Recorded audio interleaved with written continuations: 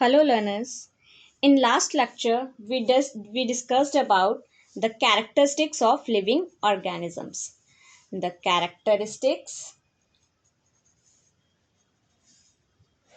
of living organisms.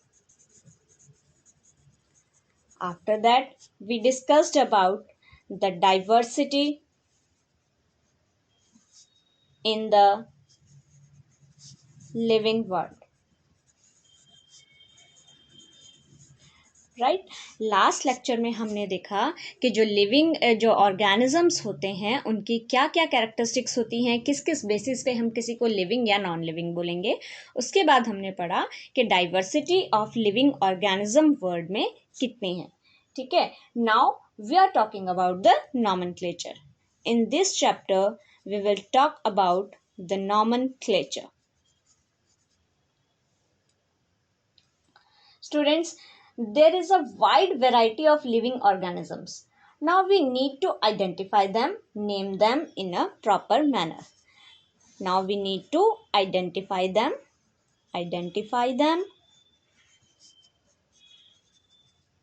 ठीक है, then name them. अब हम यहाँ पे आइडेंटिफाई एंड नेम दो चीज़ें यूज़ कर रहे हैं. नॉमेनक्लेचर में देखो बहुत सारे लिविंग ऑर्गेनिज्म हैं, बहुत सारी wide variety of living organism हैं. Round about 1.7 to 1.8 million living organisms हैं जो अभी तक नोन हैं. अब आप इतने सारे ऑर्गेनिजम्स हैं, हर एरिया में अलग अलग नाम से अलग अलग चीज़ों को बुलाया जाता है.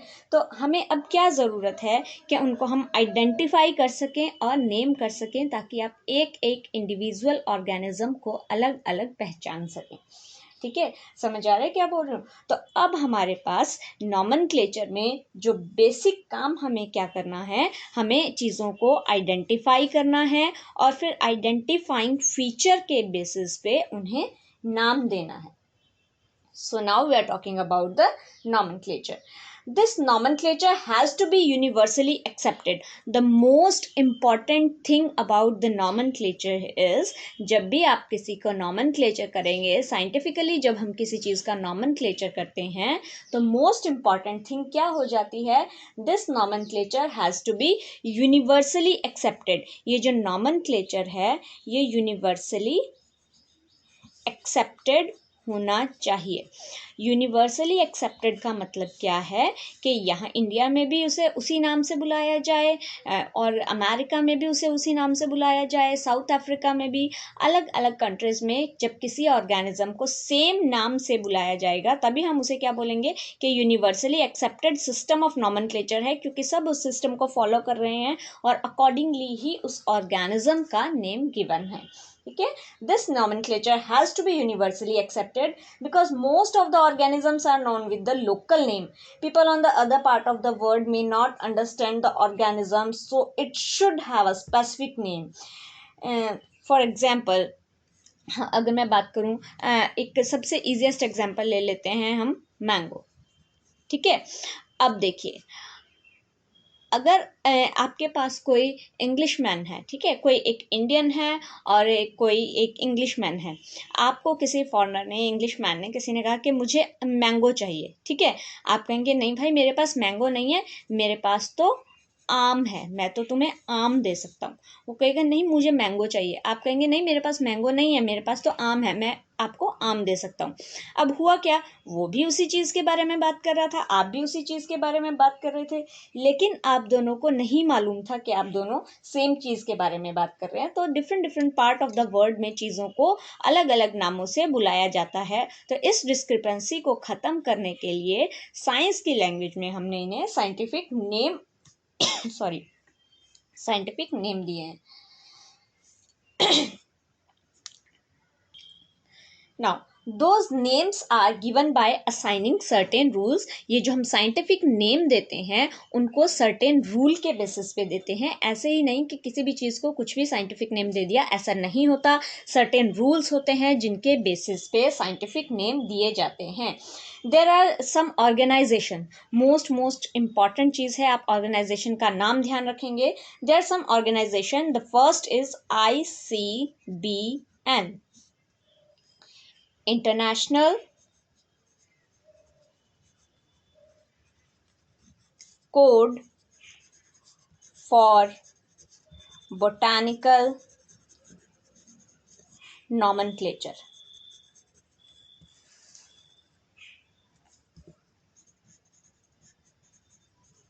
ठीक है, international code for botanical nomenclature, that is ICBN। ICBN के बाद एक और ऑर्गेनाइजेशन है, दैट इज ICZN। ICZN की फुल फॉर्म क्या है? ICZN क्या है? इंटरनेशनल कोड ऑफ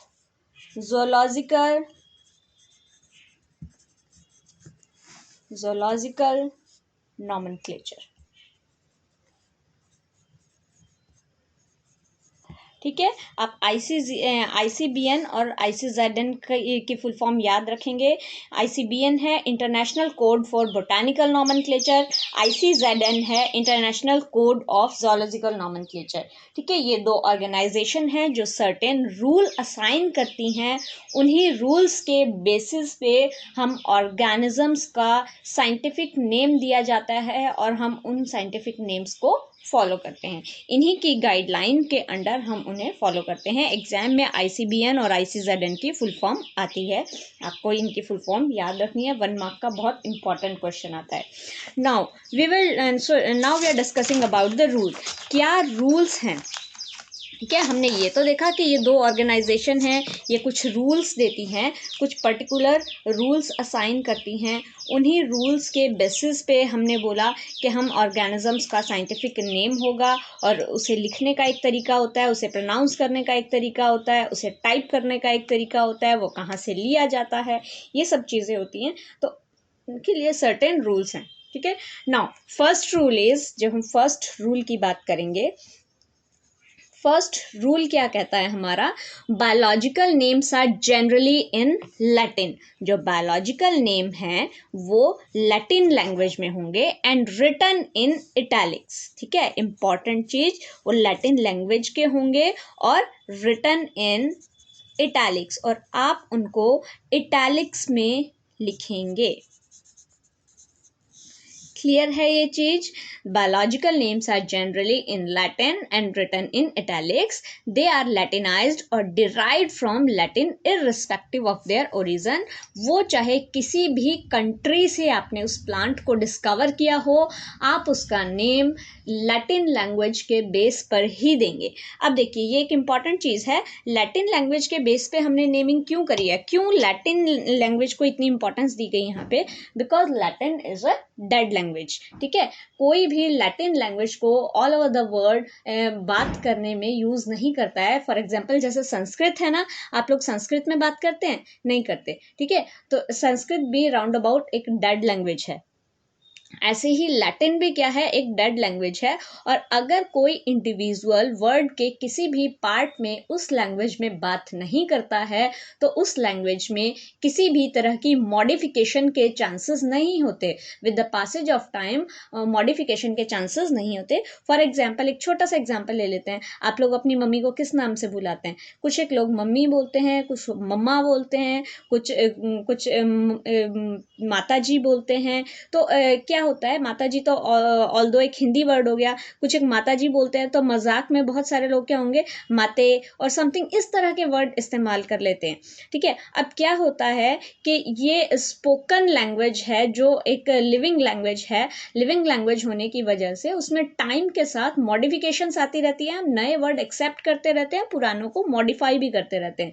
तो उस वजह से जो लैटिन लैंग्वेज है उसको हमने साइंटिफिक नेम असाइन करने के लिए लिया है, क्योंकि उस लैंग्वेज में कुछ भी चेंज नहीं होता। तो वो जो नाम है वो पर्टिकुलरली आप जब भी स्टडी करेंगे आपको पता चल जाएगा। अगर आपको आइडेंटिफाई नहीं हो रहा है तो आप लैटिन से उसे एक बार देखेंगे तो वो आपको आइडेंटिफाई हो जाएगा कि ये किस चीज़ के बारे में बात हो रही है।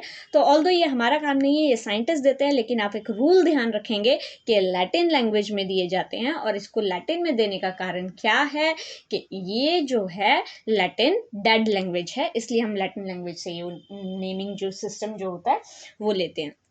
नाउ सेकंड रूल क्या है इसका? Second rule, the first word is in biological name represent the genus. ठीक है, इंपॉर्टेंट चीज, जो फर्स्ट नेम है वो जीनस को रिप्रेजेंट करता है और जो सेकंड कंपोनेंट होता है वो स्पेसिफिक एपिथेट को डिनोट करता है, that is species, specific epithet. ठीक है, जो फर्स्ट नेम होगा वो जीनस होगा, जो सेकंड नेम होगा वो क्या होगा, स्पेसिफिक एपिथेट। मतलब यहाँ पे जो नेम है वो बाइनोमियल नॉमेनक्लेचर होगा। किसी भी ऑर्गेनिज्म को नेम देने के लिए दो वर्ड यूज किए जाएंगे। Every species would be given two word name. Scientific rule की एक इंपॉर्टेंट चीज है, every species should be given two word name. ठीक है, ये जो टू वर्ड नेम था ये किसने दिया था, ये बाइनोमियल नॉमेनक्लेचर जो था ये कैरोलस लीनियस ने दिया था। आप नाम ध्यान रखेंगे साइंटिस्ट का, कैरोलस लीनियस। कैरोलस लीनियस जो साइंटिस्ट थे उन्होंने ये बाइनोमियल नॉमेनक्लेचर दिया था। उन्होंने ये बात बोली थी कि टू वर्ड नेम असाइन होगा, जो फर्स्ट नेम है वो जीनस होगी और जो सेकंड पार्ट होगा वो specific epithet that is species होगी। Now both the word in biological name when handwritten, third rule जो है हम उसके बारे में क्या बात करेंगे। थर्ड रूल क्या होता है, both the rule in biological nomenclature when handwritten, जब आप हाथ से लिखेंगे तो उनको अलग अलग अंडरलाइन करेंगे। फॉर एग्जाम्पल मैंने मैंगो का साइंटिफिक नेम लिखा, दैट इज मैंजीफेरा इंडिका। ठीक है, आप इसको एक ही बार में पूरा अंडरलाइन नहीं कर सकते, आपको मैंजीफेरा को अलग अंडरलाइन करना है, इंडिका को अलग अंडरलाइन करना है। ठीक है, इंपॉर्टेंट चीज, साइंटिफिक नेम को अंडरलाइन किया जाएगा तभी वो साइंटिफिक नेम की एक करेक्ट नोटेशन होगी, और उसमें भी आप मैंजीफेरा को अलग अंडरलाइन करेंगे, इंडिका को अलग, दैट इज जीनस को अलग अंडरलाइन करेंगे, स्पेसिफिक एपिथेट को आप अलग अंडरलाइन करेंगे। और अगर ये हैंड रिटन है तो, और अगर ये हैंड रिटन नहीं है, ये टाइप है, आपने कंप्यूटर पे टाइप करके प्रिंट निकाला है, हाथ से नहीं लिखा है, तो फिर ये इटैलिक्स में लिखा जाएगा। इटैलिक्स में ऐसे ऐसे इस तरह से लिखते हैं ना, थोड़ा टर्न होके लिखा जाता है, तो आप तो क्या होगा, ये इटैलिक्स में लिखा जाएगा। ठीक है, क्लियर है यहाँ तक सबको। नेक्स्ट रूल, जो फोर्थ रूल होता है इसका, फोर्थ इंपॉर्टेंट रूल जो इसका होता है वो क्या कहता है, the first word denoting the genus start with the capital letter. ये मैंने एम कैपिटल लिखा था, देखिए जो फर्स्ट वर्ड है वो कैपिटल लेटर से लिखा जाएगा, कैपिटल लेटर से लिखा जाएगा। जो फर्स्ट वर्ड का फर्स्ट अल्फाबेट है वो कैपिटल होगा।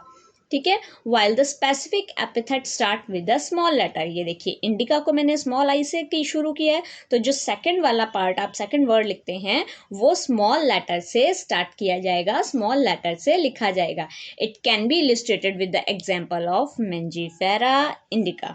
Now I think the nomenclature is clear to you. आपको अच्छी तरह से नॉमेनक्लेचर समझ आ गया है। ठीक है, इसमें एक चीज़ और होती है कि अगर आपको डिस्क्राइब करना है कि किस साइंटिस्ट ने दिया है, तो बायोलॉजिकल नेम के एंड में जो साइंटिस्ट का नाम है वो भी लिखा जाता है। ठीक है, फॉर एग्जांपल अगर मैंजीफेरा इंडिका जैसे है उसको हम एंड में LINN लिन लिख देते हैं, because it indicate that this species was first described bye Linnaeus. Correct. Now students, in this lecture we learned about the nomenclature and the rules which govern the nomenclature. ठीक है, in next lecture we will discuss about taxonomy, systematics and taxonomic categories. Clear to everyone? अगर इसमें कोई भी doubt है, अगर lecture के बीच में आपको कोई भी डाउट मिलता है तो कमेंट सेक्शन में ज़रूर लिखिए, बिकॉज़ आपके जितने भी डाउट्स होंगे उनको फिर हम लाइव सेशन में फटाफट जल्दी से सॉर्ट आउट करेंगे। ठीक है, ताकि एक लाइव सेशन में पूरे वीक की सारी वीडियोज़ के जो जितने भी डाउट्स हैं वो क्लियर हो सकें। ठीक है, थैंक यू।